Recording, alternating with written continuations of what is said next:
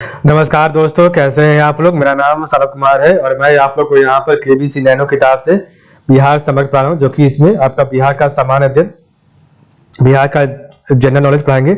इस किताब से आपको जो है थ्योरी बेस्ड किताब है और अभी हम लोग जो इस किताब से पढ़ने जा रहे हैं वह है आपका स्मरणीय तथ्य एक नज़र में। तो सिर्फ हम इस प्लेलिस्ट में आपको सिर्फ और सिर्फ स्मरणीय तथ्य ही मिलेगा, ठीक है। और इससे पहले 3-4 स्मरणीय तथ्य हमने पढ़ लिया, ठीक है। तो जो भी आपका ये इंपॉर्टेंट फैक्ट है, तो लास्ट टाइम एग्जाम को रिवीजन करने के लिए इंपॉर्टेंट होता है। तो शुंग राजाओं का काल वैदिक अथवा ब्राह्मण धर्म का पुनर्जागरण काल माना जाता है। तो शुंग राजाओं का काल वैदिक अथवा ब्राह्मण धर्म का पुनर्जागरण काल माना जाता है। शुंग काल में ही डेमेट्रियस के नेतृत्व में यवनों का आक्रमण पाटलिपुत्र पर हुआ था। तो शुंग काल में ही डेमेट्रियस के नेतृत्व में यवनों का आक्रमण जो है आपका पाटलिपुत्र में हुआ था। पुष्यमित्र शुंग के प्रयास से ही पाणिनि कृत अष्टाध्यायी जैसे ध्रुव ग्रंथ पर पतंजलि ने महाभाष्य लिखा था। तो पुष्यमित्र शुंग के प्रयास से ही पाणिनि कृत अष्टाध्यायी जैसे ध्रुव ग्रंथ पर पतंजलि ने महाभाष्य लिखा था, ठीक है। तो पतंजलि ने यहाँ पर महाभाष्य लिखा था, ठीक है, अष्टाध्यायी का महाभाष्य, ठीक है। पतंजलि ने प्रसिद्ध व्याकरण शास्त्री और अष्टाध्यायी के रचयिता पाणिनि मनेर पटना के निवासी थे। तो आपका जो है प्रसिद्ध व्याकरण शास्त्री और अष्टाध्यायी के रचयिता पाणिनि मनेर पटना के निवासी थे। पुष्यमित्र शुंग ने ब्राह्मण धर्म का पुनरुत्थान किया।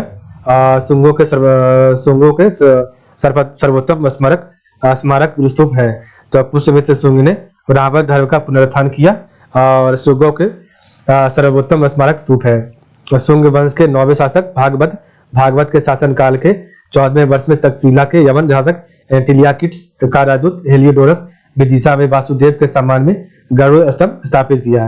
तो शुंग वंश के 9वें शासक भागवत के शासन काल के 14वें वर्ष तक्षशिला के यमन शासक एंटिलियाकिट्स का राजदूत हेलियोडोरस विदिशा में वासुदेव के सम्मान में गरुड़ स्तंभ स्थापित किया। बोध गया के विशाल मंदिर के चारों ओर एक छोटी पाषाण निवेदिका मिली है। इसका निर्माण भी शुंग काल में हुआ था। इसमें कमल, राजा, रानी, पुरुष, पशु, बोधि वृक्ष, छत्र, त्रिरत्न, कल्पवृक्ष आदि प्रमुख है। तो बोध गया के विशाल मंदिर के चारों ओर एक छोटी पाषाण वेदिका मिली है और इसका निर्माण भी शुंग काल में हुआ था। इसमें कमल, राजा, प्राणी, पुरुष, पशु, बोधि वृक्ष, छत्र, त्रिरत्न, कल्पवृक्ष आदि प्रमुख है।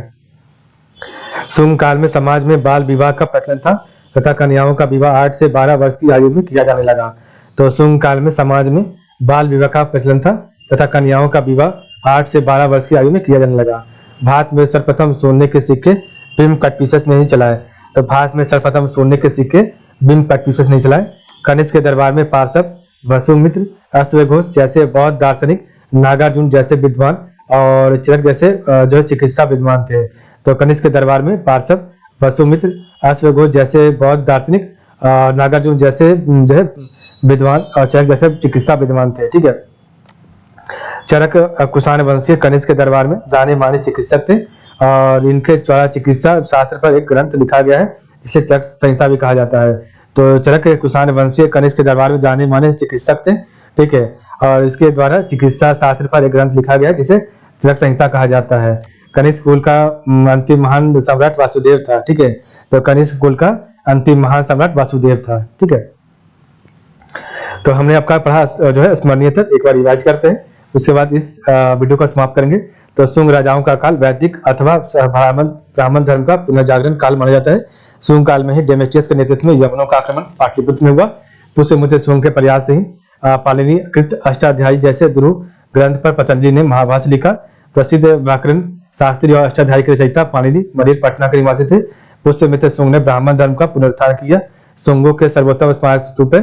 शुंग वंश के 9वें शासक भागवत के शासन काल में 14वें वर्ष में तक्षशिला के यवन शासक एंटिलियाकिट्स का राजदूत हेलियोडोरस विदिशा में वासुदेव के सम्मान में गरुड़ स्तंभ स्थापित किया। बोध गया के विशाल मंदिर के चारों ओर एक छोटी पाषाण निवेदिका मिली है, ठीक है। इसका निर्माण भी शुंग काल में हुआ था। इसमें कमल, राजा, रानी, पुरुष, पशु, बोधि वृक्ष, छत्र, तीरथ, कल्पवृक्ष आदि प्रमुख है। शुंग काल में समाज में बाल विवाह का प्रचलन था तथा कन्याओं का विवाह 8 से 12 वर्ष की आयु में किया जाता था। भारत में सर्वप्रथम सोने के सिक्के बिम्ब कटपीसस नहीं चलाए। कनिष्क के दरबार में पार्षद, वसुमित्र, वसुघोष जैसे बौद्ध दार्शनिक, नागार्जुन जैसे विद्वान और चरक जैसे चिकित्सा विद्वान थे। चरक कुषाण वंशीय कनिष्क के दरबार में जाने माने चिकित्सक थे और इनके द्वारा जो है चिकित्सा शास्त्र पर एक ग्रंथ लिखा गया है जिसे चरक संहिता कहा जाता है। कनिष्क कुल का अंतिम महासम्राट वासुदेव था। ठीक है, इस प्रकार हमने पढ़ा आज का वीडियो। तो आज के लिए बस इतना ही। आप लोग का बहुत बहुत धन्यवाद।